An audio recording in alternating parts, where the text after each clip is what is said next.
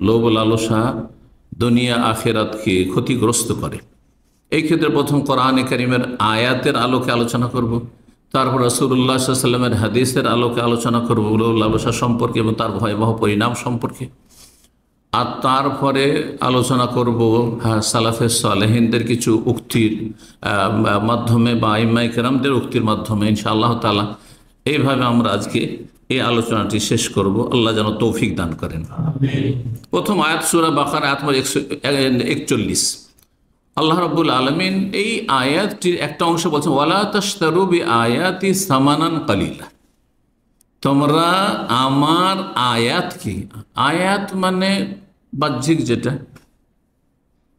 সেটা হচ্ছে কি আয়াত মানে কোরআনে কারিমের আয়াত, তাই না?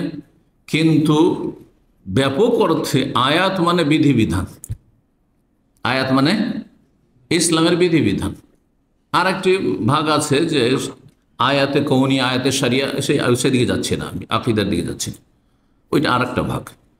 কিন্তু বল্লেগু আন্নি ওয়ালাউ আয়া, আমার পক্ষ থেকে একটি আয়াতও যদি জানা থেকে পৌঁছে দাও, মানে শুধু কোরআন আয়াত নয়, মানে হাদিস পৌঁছাবেন না, হ্যাঁ হাদিস পৌঁছাবেন না। তার মানে এখানে ইসলামের যদি একটি সুস্পষ্ট বিধান জানা থাকে, হুকুম জানা থাকে, পৌঁছে দাও, এটা হচ্ছে উদ্দেশ্য। হুকম মিন আহকামিশ শারআ। তো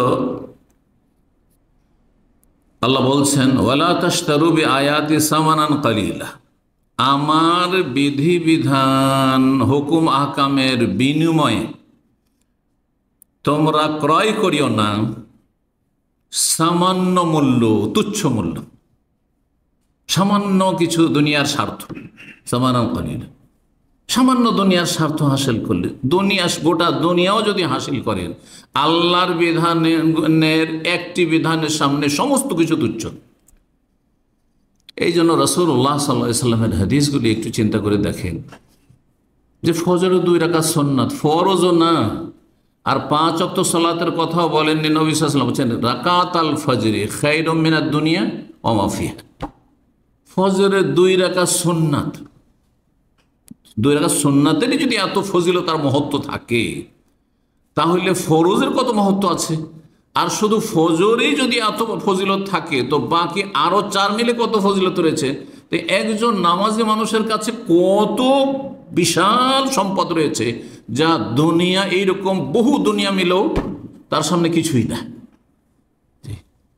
রাকাত আল ফজরি, ফজর 2 রাকাত সুন্নাত নামাজ, খায়রুম মিনাদ দুনিয়া, উৎকৃষ্ট পৃথিবী এবং ওয়া মা ফিহা, আর পৃথিবীতে যা কিছু আছে, যত রাজত্ব আছে আর যত রাজভাণ্ডার আছে, আর প্রতিটি দেশে যত সম্পদ রয়েছে মানুষের কাছে, হ্যাঁ সম্পদ হোক ব্যক্তির কাছে অথবা রাষ্ট্রীয় সম্পদ হোক, আর যত খনিজ সম্পদ আছে, হ্যাঁ ভূগর্ভে রয়েছে, যা কিছু আসমান জমিনের মাঝখানে রয়েছে, যত ধন দৌলত রয়েছে, সমস্ত কিছুর চাইতে, সমস্ত কিছু, যত শিক্ষিত মানুষ রয়েছে আর যত শিক্ষা প্রতিষ্ঠান রয়েছে, যত কিছু রয়েছে, দুনিয়ার উন্নতি রয়েছে, সায়েন্স আর টেকনোলজি রয়েছে, এগুলো ওয়া মা ফিহার অন্তর্ভুক্ত। সমস্ত কিছুর চাইতে মূল্যবান হচ্ছে, উৎকৃষ্ট হচ্ছে ফজরের 2 রাকাত সালাত নামাজ আদায়কারীর জন্য।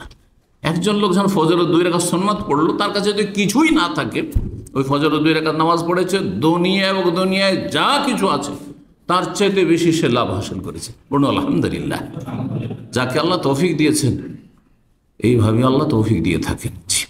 আর যার কাছে গুরুত্ব নেই, ফরজের গুরুত্ব নেই, মুসলিম থাকলেই কি, আর নামাজ ছেড়ে দিয়ে কাফের হইলেই বা কি, আর জাহান্নামে গেলেই বা কি, ও তো বিশ্বাসই নেই জাহান্নাম বলে। যখন যাবে তখন বিশ্বাস হবে, তখন বলে আল আনা, এখন আর কি, এখন সাজা শাস্তির সময়। ঠিক। তো দুনিয়ার সামান্য মূল্য বা সামান্য কিছু হাসিলের জন্য আমার বিধিবিধানকে তোমরা কি করে দিও না, বিক্রি করে দিও না। এখানে তাশতারু মানে ক্রয় করা, বিক্রি করা। তোমরা আমার ওয়ালা তাশতারু বিআয়াতি, আমার বিধিবিধানের বিনিময়ে তোমরা দুনিয়ার তুচ্ছ কিছু ক্রয় করিও না। তার মানে দুনিয়া খরিদ করছেন, দুনিয়া হাসিল করছেন আপনি, আর দিনের কোন হুকুম আহকামকে আপনি নষ্ট করছেন। আজকে যারা দুনিয়ার ক্ষমতা যাওয়ার জন্য শিরিক করে ফেলছে, শিরকের আস্থানায় গিয়ে ধর্ণা দিচ্ছে, রোজা আর পূজা সমান করে দিয়েছে যারা, তাদের উপরে আয়াত ফিট হয় নাকি বলো তো দেখি? যারা দুনিয়ার স্বার্থে হারাম খেয়ে জাহান্নামে যাচ্ছে, দুনিয়ার স্বার্থে লোভ লালসা সামলাতে না পেরে কত অপরাধে জড়িয়ে যাচ্ছে। অন্যের তো বেঈমানি করেছে, স্বার্থ হাসিল করতে গিয়ে যখন দেখলো যে এটা তো ঝুঁকিপূর্ণ, তখন যে সামনে এসেছে বাধা দেওয়ার জন্য তাকে সরিয়ে দিয়েছে, খুন করেছে। হ্যাঁ, চুরি ডাকাতি ছিনতাই জুলম অত্যাচার সমস্ত কিছু, খুন করা, সব কিছু করতে পারে। লোভ লালসা এমন একটি অপরাধ যা বহু অপরাধে মানুষকে জড়িয়ে দেয়। লোভ লালসার কারণে আজকে যতগুলি খুন হচ্ছে, আর যত জুলম অত্যাচার হচ্ছে, আর যত বেঈমানি আত্মসাৎ হচ্ছে, আর যত মানুষ টাকা পয়সা ধার নিয়ে দিচ্ছে না, উধাও হয়ে যাচ্ছে, হ্যাঁ, ইত্যাদি ইত্যাদি যা কিছু করছে। বিদেশে প্রবাসে যারা থাকেন, জমি জায়গায় কিনে রেখে দেন, দেখবেন দু চার বছর পর গেলে আর খুঁজেই পাবেন না। এটা হচ্ছে ইন্ডিয়া, বাংলাদেশ, পাকিস্তানের অবস্থা। আমি যেই দেশ সম্পর্কে জানি সেই দেশ সম্পর্কে বললো, বাকি আল্লাহর জমিন সারা দুনিয়াতে জানি না কোথায় কি অবস্থা আছে। আমাকে অনেক ভাইরা, আমাদের দিনী ভাইরা বলেছেন যে তারা কেন ফ্ল্যাট নিচ্ছেন। ফ্ল্যাট কেন নিচ্ছেন? আপনি জমি জায়গা নেন, জমি জায়গা নিয়ে আমি প্রবাসে থাকবো, ওখানে 1 বছর পরে গিয়ে দেখবো যে কেউ বাড়ি করে বসে আছে। আমি যদি আইনের জোরে তাকে সেখান থেকে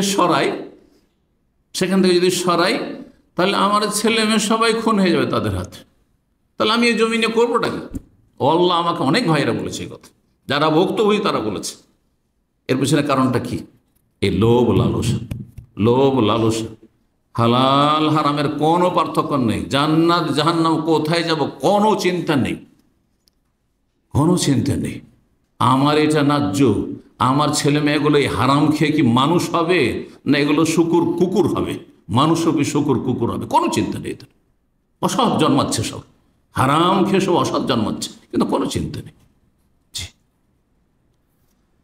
ওয়ালা তাশতারু বিআয়াতি সামানান কালিলা।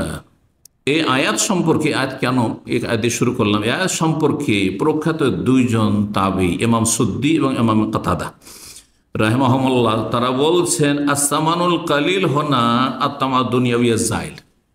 দুনিয়ার লোভ লালসা, পার্থিব লোভ লালসাই হচ্ছে দুনিয়ার সামান্য মূল্য, মানে সামান্য স্বার্থ, এই তুচ্ছ স্বার্থের জন্য।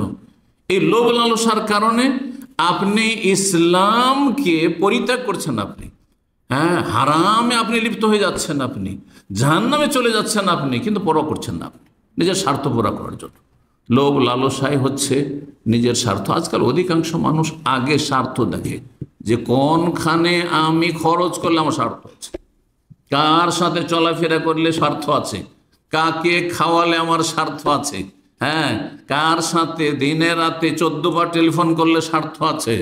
আর যদি স্বার্থ না থাকে, পার্থিব স্বার্থ, আখিরাতের স্বার্থের কথা বলছেন, আখিরাতের স্বার্থ তো কোরআন হাদিসের আলোকে আপনাকে আল্লাহর নেক বান্দাদের সাথে আপনার সম্পর্ক হবে, ভালো মানুষের সম্পর্ক হবে, আত্মীয়দের হক আদায় করতে হবে, বাপ মা থেকে শুরু করতে হবে, স্ত্রী ছেলে মেয়েকে শুরু করতে হবে, হ্যাঁ নিকট আত্মীয়তে শুরু করতে হবে।